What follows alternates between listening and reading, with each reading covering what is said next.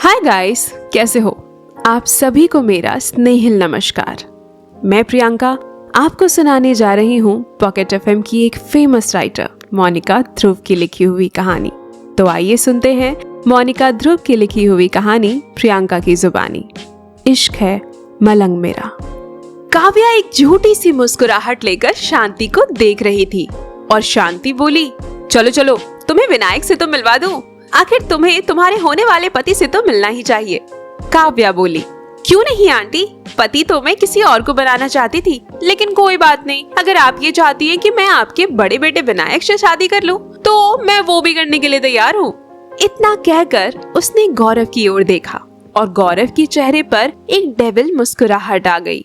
देखकर ही पता चल रहा था कि गौरव और काव्या के बीच में हो ना हो कोई रिलेशन तो है, जिसका पता शायद शांति को नहीं है।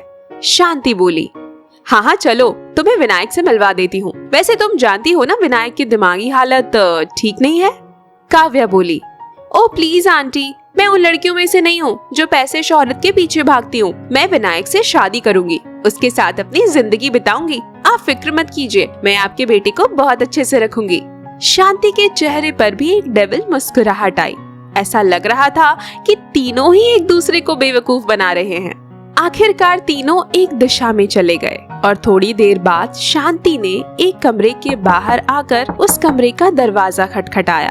वो दरवाजा खटखटाते हुए बोली, विनायक बेटा दरवाजा खोलो, देखो तुमसे कौन मिलने आया है। लेकिन कोई आवाज नहीं आई। शांति ने फिर एक बार मुस्कुरा कर कहा, विनायक बेटा एक बार दरवाजा खोलो। इस बार अंदर से एक भारी भरकम आवाज आई, लेकिन बिल्कुल किसी बच्चे की तरह। मैं नहीं आऊंगा बाहर, मुझे नहीं आना बाहर। शांति को गुस्सा आ रहा था, लेकिन वो काव्या के सामने गुस्सा नहीं करना चाहती थी। वो बोली, देखो मैं तुम्हें किसी से मिलवाने लेकर आई हूँ, जल्दी से खोलो। अगर तुम दरवाजा खोलोगे तो मैं तुम्हें चॉकलेट दूंगी। ये सुनकर कि चॉकलेट मिलेगी, विनायक ने दरवाजा खोला। तीनों उसके सामने खड़े थे। काव्या ने विनायक को देखा तो देखती रह गई। 6 फुट का हट्टा कट्टा मजबूत लड़का जिसने लोअर टी शर्ट पहना हुआ था, चेहरे पर मासूमियत अलग ही नजर आ रही थी। हल्के हल्के लंबे बाल उसकी स्मार्टनेस को और बढ़ा रहे थे। विनायक को देखकर कोई कह भी नहीं सकता था कि ये पागल है। इतने में विनायक मुंह बनाकर बोला, आपने दरवाजा क्यों खुलवाया? शांति बोली, देखो तुम हमेशा कहते थे ना कि तुम्हें खेलने के लिए एक दोस्त चाहिए। मैं इस लड़की को तुम्हारे लिए लेकर आई हूँ, ये तुम्हारी दोस्त है। विनायक ने काव्या को ऊपर से नीचे तक देखा और काव्या उसके चेहरे पर एक अजीब सी मुस्कुराहट आ गई। शांति इससे आगे कुछ कहती उससे पहले ही काव्या विनायक के थोड़ा सा करीब गई और बोली, हाँ विनायक, मैं तुम्हारी दोस्त हूँ, मैं तुम्हारे साथ खेलूंगी, चलो मुझे अपना टॉय दिखाओ। विनायक को काव्या अच्छी नहीं लगी। उसने काव्या की बाजू पकड़कर उसे हल्का सा धक्का दे दिया। विनायक का दिमाग बच्चों जैसा था। उसे नहीं पता था कि उसके अंदर ताकत बहुत ज्यादा है। उसने काव्या को हल्का सा धक्का दिया था, लेकिन काव्या तो धड़ाम से जमीन पर जा गिरी और ये नजारा देखकर गौरव की भौहें तन गई। उसने अगले ही पल विनायक का गला पकड़ लिया और उसे वहीं दीवार से लगाते हुए बोला, बहुत हिम्मत बढ़ गई है तुम्हारी, आज ही तुझे दिखाता हूँ। इतना कहकर गौरव ने विनायक को धक्का दे दिया और विनायक धड़ाम से जमीन पर जा गिरा। गौरव ने अगले ही पल बेल्ट निकाल ली और उसे अपने हाथ पर लपेटकर 2-3 बेल्ट विनायक को मार दी। इस बीच ना तो शांति ने बीच में पड़ना ठीक समझा और ना ही काव्या ने, बल्कि काव्या तो उठकर इस नजारे को देखकर एक सुकून महसूस कर रही थी। उसकी आंखों में तो विनायक को लेकर गुस्सा उभर आया था। गौरव ने 2-3 बेल्ट मारकर विनायक को उंगली दिखाते हुए कहा, एक बात कान खोलकर सुन ले, इस लड़की से तेरी शादी होगी और जो ये कहेगी वो तुझे करना पड़ेगा। अगर तुमने इस लड़की की बात नहीं मानी तो तुम जानते नहीं हो मैं तुम्हारा क्या करूंगा। विनायक की आंखों में पानी आ गया। ये तो लगभग हर हफ्ते की बात थी।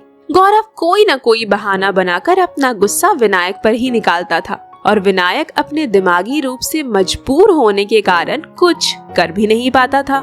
विनायक चुपचाप एक कोने में बैठा हुआ था और सुबक रहा था।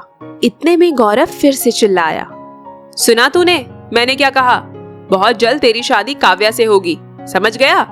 विनायक ने डर कर हल्की सी हाँ में गर्दन हिला दी। गौरव ने फिर शांति की ओर देखकर कहा, चलो माँ, लातों के भूत बातों से नहीं मानते। शांति, गौरव और काव्या तीनों वहाँ से आ गए। तीनों के बाहर आते ही काव्या बोली, गौरव, मैं बस तुम्हारे लिए इससे शादी कर रही हूँ, वरना तुम जानते हो। और तभी गौरव ने काव्या को आंखें दिखाई तो शांति बोली, मुझसे कुछ मत छुपाओ, सच सच बताओ, क्या चल रहा है तुम दोनों के दिमाग में? अगले 20 मिनट में वो तीनों एक कमरे के अंदर थे। शांति बेड पर बैठी थी, गौरव चेयर पर और काव्या सोफे पर। शांति बोली, बताओ तुम दोनों के दिमाग में क्या चल रहा है? गौरव ने कहा, माँ प्लीज समझने की कोशिश करो, विनायक से कोई शादी नहीं करना चाहता, कोई भी नहीं। मैंने बड़ी मुश्किल से काव्या को शादी के लिए मनाया है। बदले में काव्या को 2 करोड़ रुपए दूंगा। हम जैसा कहेंगे काव्या वैसा ही करेगी। आप समझती क्यों नहीं?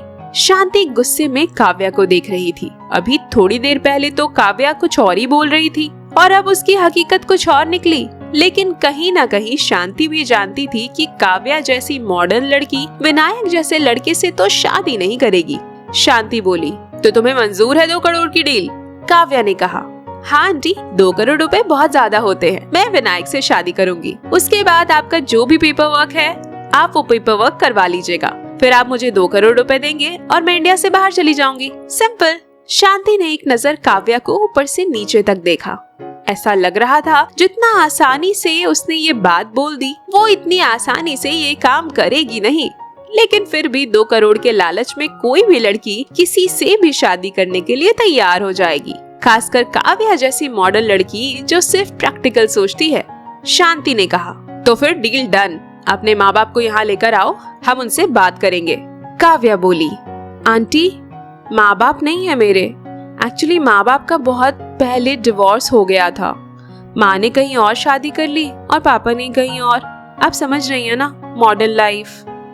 शांति ने हाँ में गर्दन हिलाई और बोली, तो फिर ठीक है, मैं जल्द ही तेरे और विनायक की शादी की डेट फिक्स करवाती हूँ। लेकिन तुम याद रखना, अपने वादे से पलटना मत। हम जहाँ कहेंगे तुम वहाँ साइन करोगी। उसके बाद हम तुम्हें इस रिश्ते से आजाद कर देंगे।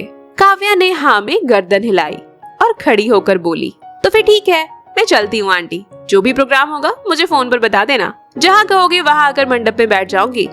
इतना कहकर उसने एक मुस्कुराहट गौरव को पास की और वहाँ से चली गई। उसके जाते ही गौरव के चेहरे पर एक डेविल मुस्कुराहट आ गई। शांति बोली, गौरव, लड़की भरोसे की तो है ना? गौरव ने कहा, माँ, भरोसे का बस पैसा होता है। 2 करोड़ रुपए बहुत बड़ी अमाउंट है। वैसे भी इसके माँ बाप ने इसे पैसे भेजना बंद कर दिया है, जिस वजह से इसे पैसों की सख्त जरूरत है। और 2 करोड़ रुपए कोई छोटी मोटी अमाउंट नहीं है। आप ये केस मुझ पर छोड़ दीजिए। ये मंडप में भी बैठेगी, विनायक से शादी भी करेगी और जहाँ हम कहेंगे वहाँ साइन भी करेगी। और फिर हम इसे 2 करोड़ रुपए देकर हमेशा के लिए दीवान हाउस से निकाल देंगे। सिंपल।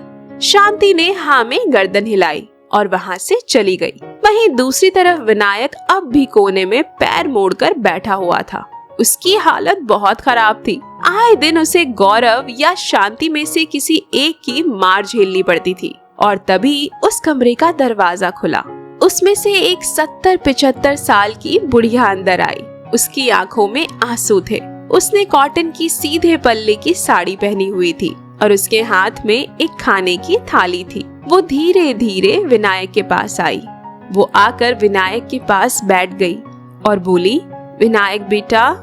विनायक ने नम आंखों से उस बुढ़िया को देखा और बोला, माई, मुझे कोई प्यार नहीं करता, सब मुझे गुस्सा करते हैं। गौरव भैया भी मुझ पर गुस्सा करके चले गए। मुझे कोई प्यार नहीं करता। कहते कहते वो वहीं माई की गोद में सिर रखकर जमीन पर ही लेट गया। माई की आंखों से आंसू नहीं रुक रहे थे। वो बहुत वक्त से इस घर में काम कर रही थी। बहुत कुछ देखा था उसने इस घर में, लेकिन सबसे बुरा वो विनायक की हालत ही देख रही थी। उसने खाने की थाली एक तरफ रखी और उसके बालों को सहलाते हुए बोली, विनायक बेटा, ऐसे नहीं कहते। तुम्हारी जिंदगी में भी कोई आएगी। वो तुम्हें बहुत प्यार करेगी और तुम्हें इस नर्क से निकाल कर ले जाएगी। तुम तो मेरे स्ट्रॉन्ग बेटे हो ना? विनायक सुबकते हुए बोला, मैं कोई स्ट्रॉन्ग नहीं हूँ। मैं अच्छा नहीं हूँ, मुझे मम्मी भी प्यार नहीं करती, भैया भी प्यार नहीं करते, पापा भी मुझे देखकर चिल्लाते हैं। मैं अच्छा नहीं हूँ, मैं बहुत बुरा हूँ, मुझे नहीं रहना यहाँ माई, मुझे नहीं रहना माई। माई की आंखों में आंसू और ज्यादा गिर रहे थे। वो फिर से बालों को सहलाते हुए बोली, ऐसा नहीं कहते बच्चे, वक्त अच्छा हो या बुरा गुजरता जरूर है, तुम्हारा वक्त भी गुजर जाएगा, देखना एक दिन तुम इस घर में राज करोगे। कहते कहते माई की आंखों में आंसू और ज्यादा बढ़ गए थे। उसने फिर अपने आंसू पोंछे और बोली, चलो अब खाना खा लो। इतना कहकर उसने विनायक को उठाने की कोशिश की, लेकिन विनायक माई की गोद में सिर रखकर सो चुका था। ना जाने कितनी बार माई ने विनायक को ऐसे संभाला था। माई ऐसे ही बैठी रही। वो नहीं चाहती थी कि विनायक की नींद खराब हो, लेकिन मन ही मन बोली, हे महाकाल, कितना वक्त बीत गया, लेकिन इस लड़के की हालत ठीक नहीं हुई। कुछ भी करके इस बच्चे को ठीक कर दो, इस बच्चे की खुशियां इसे लौटा दो। ये परिवार जो पहले खुशियों से भरा हुआ था, उसे पहले जैसा कर दो, सबको वापस ला दो। ज्यादा जिंदगी नहीं है मेरी, मरने से पहले इस परिवार को खुशहाल देखना चाहती हूँ। जितना भी बिखरा हुआ है वो सब ठीक हो जाए। महाकाल, मेरी ये आखिरी इच्छा समझकर पूरी कर दो। किसी को तो भेज दो जो विनायक को संभाल ले। कहते हुए माई ने भी अपनी कमर दीवार से लगा ली और आंखें बंद कर ली। वहीं दूसरी तरफ एक छोटे से घर में एक लड़की किचन में काम कर रही थी और वो किचन में काम करते हुए गाना गा रही थी। और तभी पीछे से एक 50-52 साल का आदमी आया और बोला, सिद्धि बेटा, आज खाना दोगी या मैं बच्चों को ऐसे ही पढ़ाने चला जाऊं? ये सुनकर सिद्धि ने पीछे पलट कर देखा और बोली, अरे नहीं मास्टर जी, खाना क्यों नहीं दूंगी, आइए आइए बैठिए, आपके लिए ही तो खाना बनाती हूँ। इतना कहकर उसने अपने पापा की बाजू पकड़ी और वहीं छोटे से डाइनिंग टेबल पर बिठा दिया और उसके सामने खाना परोसते हुए बोली, खाइए मास्टर जी, खाइए, आखिर खाएंगे नहीं तो बच्चों को क्या पढ़ाएंगे? मास्टर जी ने हंसकर कहा, ये तो मुझे ताने मार रही हो या मेरा ख्याल रख रही हो? सिद्धि बोली, ख्याल रख रही हूँ पापा, कैसी बात करते हो? चलिए आप जल्दी से खाना खा लीजिए, मुझे भी कॉलेज जाना है। मास्टर जी खाना खाने लगे। खाना खाने के बाद वो बोले, सिद्धि तुमसे एक बात करनी थी। सिद्धि पराठा सेकते हुए बोली, हाँ बोलिए ना पापा, सुन रही हूँ। मास्टर जी ने कहा, तुम्हारे लिए एक रिश्ता आया है। सुनकर सिद्धि के हाथ वहीं रुक गए।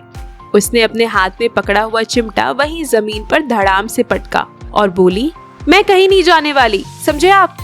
मास्टर जी ने कहा, तो क्या जिंदगी भर इसी घर में रहोगी? जाना तो पड़ेगा ना। अब सिद्धि वापस से अपने पापा के पास आई और बोली, मैं यहीं रहूंगी और मुझे जरा निकाल कर दिखाइए। अगर कोशिश भी की ना तो वहीं घर के बाहर गली में धरना देकर बैठ जाऊंगी। एक बात कान खोलकर सुन लीजिए मास्टर जी, मुझे इस घर से निकालने की सोचना भी मत, वरना मैं पुलिस स्टेशन चली जाऊंगी और हंगामा कर दूंगी, समझे मास्टर जी? मास्टर जी थोड़ा डर गए, लेकिन फिर खुद में ही बड़बड़ाए, शर्मा जी की भी बेटी की शादी हो गई, लेकिन पता नहीं मेरी बेटी की कब होगी। शादी की बात करो तो उछलने लगती है। सिद्धि पराठा बनाते हुए बोली, मुझे सब सुनाई दे रहा है मास्टर जी, मैं शर्मा की बेटी नहीं हूँ कि अमीर घर का रिश्ता देखा और हाँ कर दी। मैं नहीं जाऊंगी आपको छोड़ के, ध्यान रखना ये मास्टर जी। मास्टर जी भी खाना खा चुके थे। वो खड़े होकर बोले, अगर महाकाल ने तुम्हारे नसीब में किसी अच्छे लड़के को लिखा होगा तो वो जरूर आएगा तुमसे शादी करने और तुम कुछ नहीं कर पाओगी। इतना कहकर मास्टर जी तो जल्दी से कमरे से निकल गए, क्योंकि कहीं ना कहीं वो भी अपनी बेटी से थोड़ा बहुत डरते थे। वहीं उनके जाते ही सिद्धि के चेहरे पर हल्की सी मुस्कुराहट आई और वो हल्की सी शर्मा कर खुद से ही बोली, मैं नहीं करने वाली किसी से शादी, चाहे अच्छा लड़का हो चाहे बुरा। क्या विनायक ऐसे ही टॉर्चर सहता रहेगा या महादेव ने लिख दिया उसके नसीब में सिद्धि का साथ? क्या अशोक शांति का प्लान कामयाब होगा? जानने के लिए सुनते रहिए इश्क है मलंग मेरा। अगर आपको ये कहानी पसंद आ रही है तो प्लीज वीडियो को लाइक करें और चैनल को सब्सक्राइब करें। इस वीडियो का टारगेट रखते हैं 50 लाइक्स। 50 लाइक्स पूरे होते ही कहानी का अगला पार्ट अपलोड किया जाएगा। तब तक के लिए अपना ध्यान रखें और खुश रहें।